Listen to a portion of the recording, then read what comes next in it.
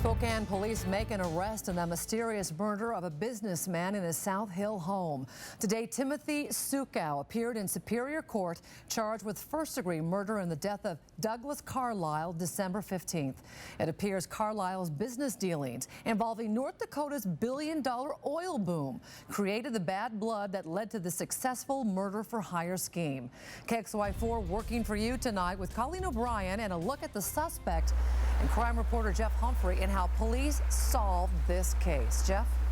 And Nadine, it involves a black glove found in the backyard of Mr. Carlile's South Hill home. Detectives tracking down that mysterious white van seen leaving the murder scene, and investigators traveling all the way to the rough and tumble oil towns of North Dakota.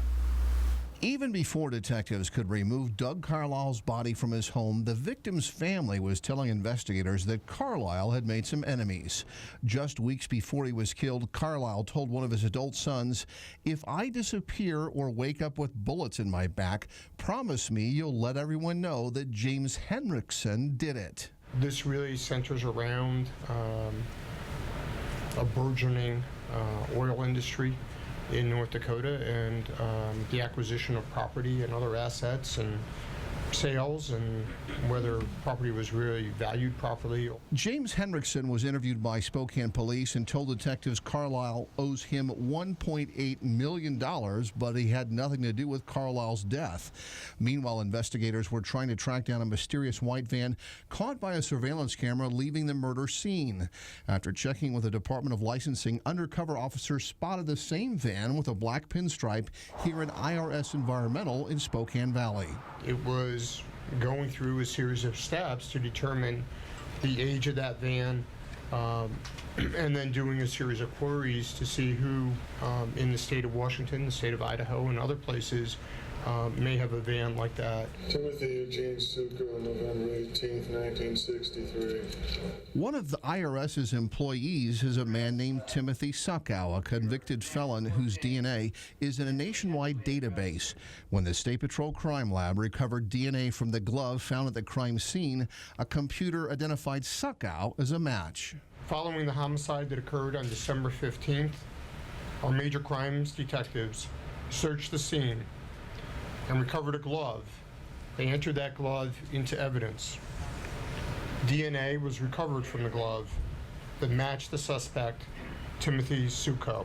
There were some significant financial issues that arose during those transactions, and as the affidavit speaks about, we believe that it is very possible that the homicide was a result of those business transactions that went bad.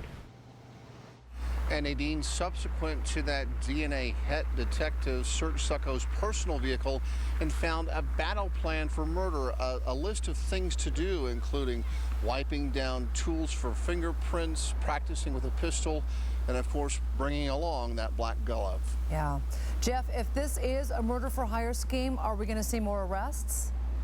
Well, it's entirely possible, although right now no additional people have been charged in connection with this homicide, including Mr. Henriksen there in North Dakota, although detectives have several witnesses who say that Henriksen has previously threatened to hurt Mr. Carlile or his family. Henriksen, by the way, currently the suspect in the disappearance of one of his colleagues, a person from North Dakota that hasn't been seen since 2012. Reporting live on the South Hill, Jeff Humphrey, KXLY4. Wow. All right. Thank you, Jeff. And as Jeff mentioned, Suckow is a convicted felon with crimes that range from burglary to weapons charges. He lives in the valley where some of his crimes took place. And KXLY went to the duplex where he lives, spoke with some of his neighbors. Our Colleen O'Brien is live tonight with that. Colleen? Well, Nadine, he lived in the 2400 block of North Gary Laurie Court, and neighbors say he lived there with his wife and 2 kids. Neighbors say they had no problem with Suckow and his family. They kept to themselves, and they only knew where he worked, IRS Environmental on Trent. Deborah Vetter lives in the duplex that shares a wall with the Suckow's home. Last night, she witnessed the barrage of police cars descending on the convicted felon's home. Wasn't really shocked by it. And why is that? Just because knowing his history that he has and just knowing him in general, I'm just not surprised. Not shocking, according to neighbors, that he'd be involved in a murder for hire. Suckow's other crimes include 2 burglaries, one of a home in the valley, a second a restaurant where he worked. He apparently returned after being fired to take money for a trip to Hawaii. These crimes date back to the 1980s. Suckow also having a weapons charge, and now he faces a lengthy prison sentence for allegedly killing Mr. Carlile. Reporting live on the South Hill, Colleen O'Brien, KXLY4.